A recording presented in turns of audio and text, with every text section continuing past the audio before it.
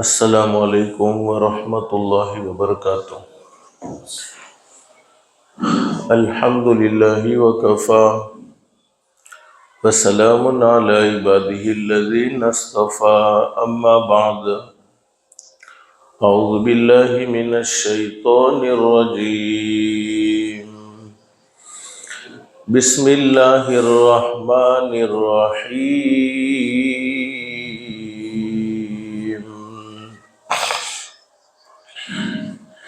اِنَّا أَنزَلْنَاهُ فِي لَيْلَةٍ مُبَارَكَةٍ إِنَّا كُنَّا مُنذِرِينَ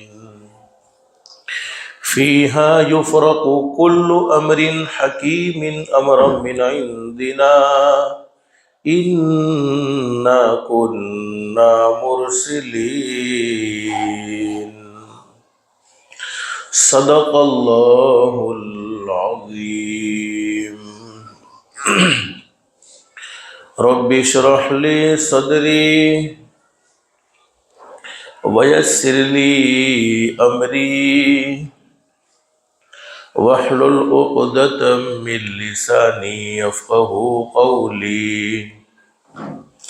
سبحانک لا علم لنا الا ما علمتنا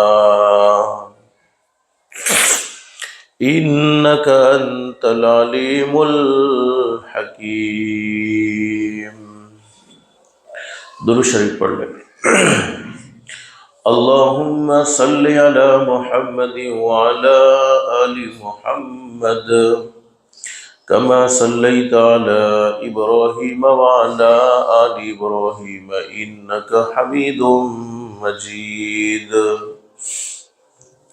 اللہم بارک علی محمد وعلی آل محمد کما بارکت علی ابراہیم وعلی آل ابراہیم انک حمید مجید۔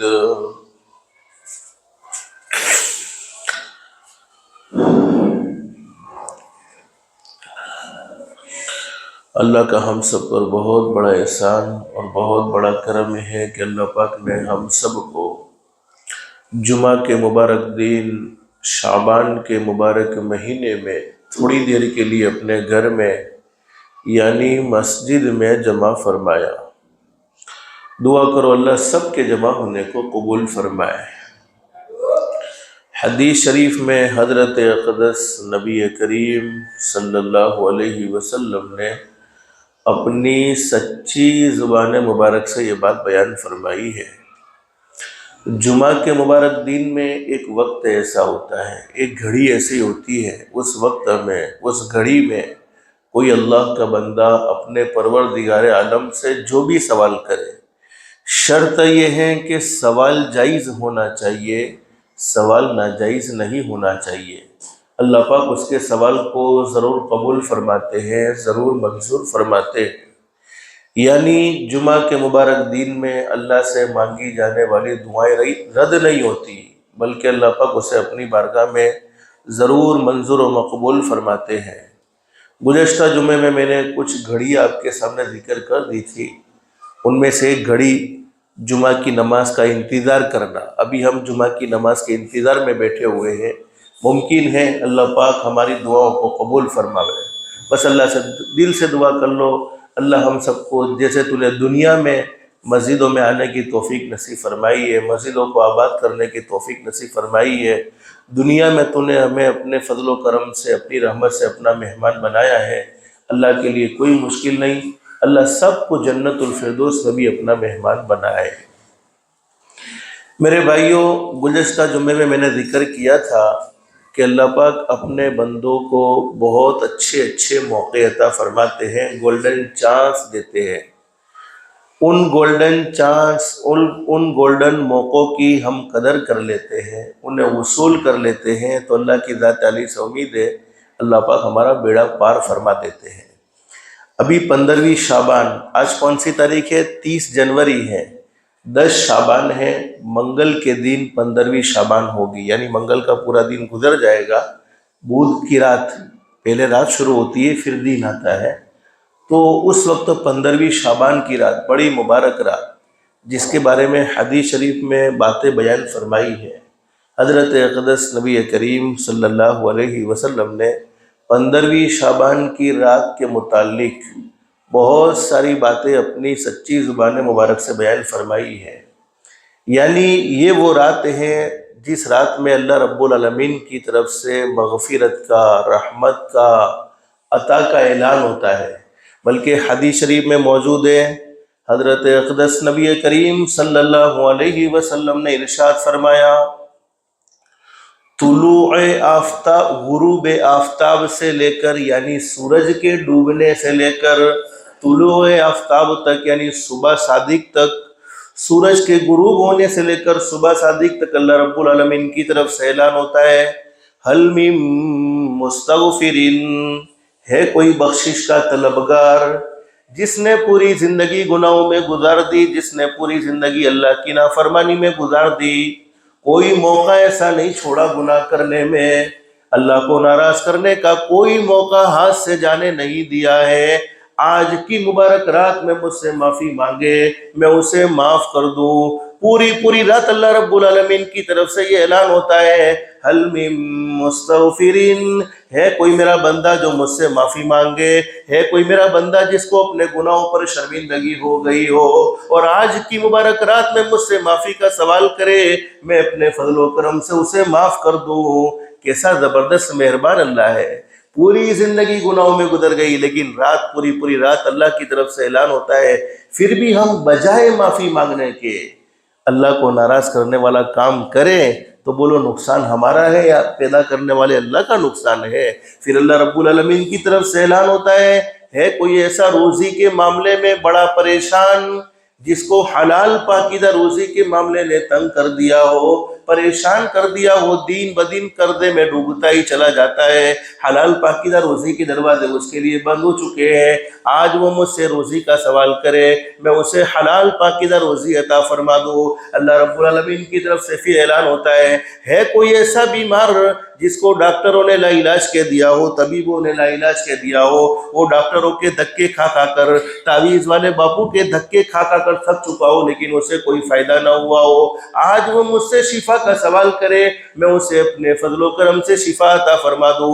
حدیث شریف میں موجود ہے، اللہ رب العالمین بندے کی ہر ضرورت کا نام لے کر اعلان کرتے ہیں، مانگ لو میرے بندو، یہ مبارک رات ہے، اس رات میں تم مجھ سے مانگو گے، تمہاری دعائیں ضرور قبول ہوگی، تمہاری دعائیں رد نہیں کی جائے گی، مانگنا تمہارا کام ہوگا، دینا پیدا کرنے والے اللہ کا کام ہوگا۔ اللہ پاک ہمیں وہ رات عطا فرمانے والے ہیں، لیکن اس رات میں کوئی لمبی چوڑی پروسیس نہیں ہے۔ بہت سے اللہ کے نیک بندے تو ایسے ہیں جن کی تو ہر رات عبادت میں شمار ہوتی ہے، کہو الحمدللہ، اللہ ہمیں بھی ان بندوں میں سے بنا لے ہوئے، اس لیے کہ حدیث شریف میں موجود ہے، حضرت اقدس نبی کریم صلی اللہ علیہ وسلم نے ارشاد فرمایا، میرا وہ امتی جس نے عشاء کی نماز جماعت کے ساتھ پڑھ لی، عشاء کی نماز جماعت کے ساتھ پڑھی، اس کی آدھی رات عبادت میں شمار ہو گئی، پھر فجر کی نماز کی نیت کر کے سو جائے اور اللہ پاک فجر کی نماز کی جماعت کی توفیق عطا فرما دے وے اور جماعت کے ساتھ فجر کی نماز پڑھ لے وے، اس کی اور آدھی رات عبادت میں شمار ہو گئی۔ یعنی کئی اللہ کے نیک بندے تو ایسے ہیں جن کی ہر رات عبادت میں شمار ہوتی ہے، لیکن اس رات میں اللہ رب العالمین کی طرف سے خصوصی رحمت ہے۔ اچھا میں بتلاؤں آپ کو کہ کوئی مسجد میں جاگنا ضروری نہیں ہے، کوئی ایسا بالکل کہ پوری مسجدوں کو ہم رات میں آباد کریں، ہاں اللہ اگر توفیق دے دے وے، مسجدوں کے احترام کو ملحوظ رکھتے ہوئے اگر جاگنا چاہے تو کوئی مسئلہ نہیں ہے، لیکن کوئی لمبی چوڑی پروسیس نہیں۔ حدیث شریف میں فرمایا نبی کریم صلی اللہ علیہ وسلم نے، میرے امتیوں اگر تمہیں یہ رات مل جائے تو اس رات میں اللہ کی عبادت کرو۔ اب عبادت کا مطلب تو ہم سب جانتے ہیں، زندگی میں نماز قضا ہو گئی ہے، موقع نہیں ملتا تو اس رات کو غنیمت سمجھ لو، قرآن کریم کی تلاوت کرنا چاہتے ہیں، موقع نہیں ملتا، اس رات میں قرآن کریم پڑھتے ہی رہو، جتنا اللہ قرآن کریم کی توفیق دے دے پڑھنے کی اتنا قرآن کریم پڑھتے جاؤ۔ اپنے ایک نبی کا نام سنا ہوگا، حضرت عیسیٰ علیہ السلام، بولو سنا ہے کہ نہیں سنا؟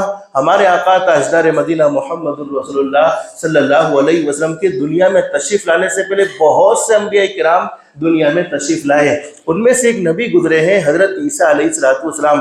ان کے بارے میں لکھا ہے کہ ایک مرتبہ وہ کسی پہاڑی علاقے سے گزر رہے ہیں، حضرت عیسیٰ علیہ السلام کسی پہاڑی علاقے سے گزر رہے ہیں، حضرت عیسیٰ علیہ السلام کی نظر ایک چمکدار سفید پتھر پر پڑی. اللہ کی مخلوق ہے، پتھر بھی بہت چمک رہا تھا، بہت سفید چمکدار پتھر پر نظر پڑی. تو حضرت عیسیٰ علیہ السلام اس پتھر کو بہت تعجب سے دیکھنے لگے کہ کتنا خوبصورت ہے، کتنا زبردست ہے.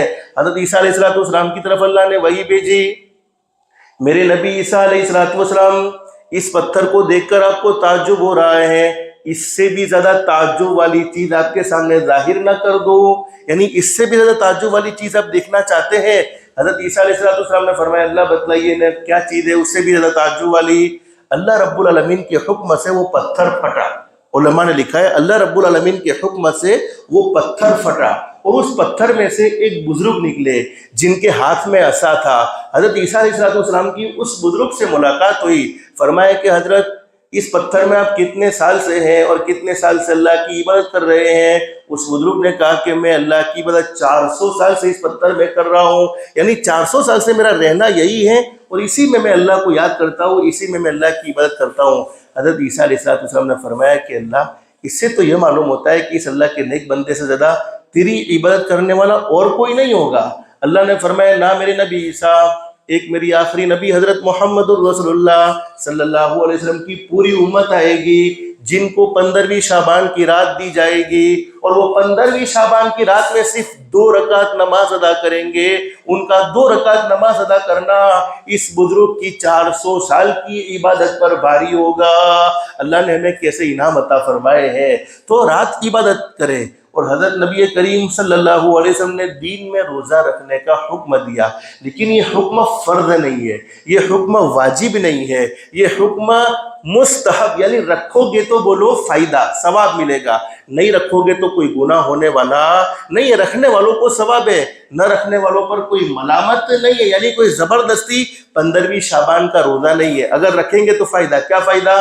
حدیث شریف میں فرمایا نبی کریم صلی اللہ علیہ وسلم نے نماز پڑھو گے جنت ملے گی، حج کرو گے جنت ملے گی، زکوٰۃ ادا کرو گے جنت ملے گی، عمرہ کرو گے جنت ملے گی، اور بھی دین کے کام کرو گے جنت ملے گی، لیکن روزہ رکھنے پر جنت نہیں ملے گی. صحابہ نے پوچھا اللہ کے نبی روزہ رکھنے پر جنت نہیں ملے گی تو روزہ رکھنے پر کیا ملے گا؟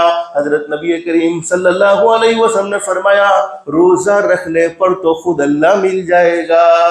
جنت ملے تو 1 ملے، 2 ملے، 3 ملے، 4 ملے، 5 ملے، 6 ملے، 7 ملے، 8 ملے، اللہ ملا، دنیا بھی مل گئی، آخرت بھی مل گئی.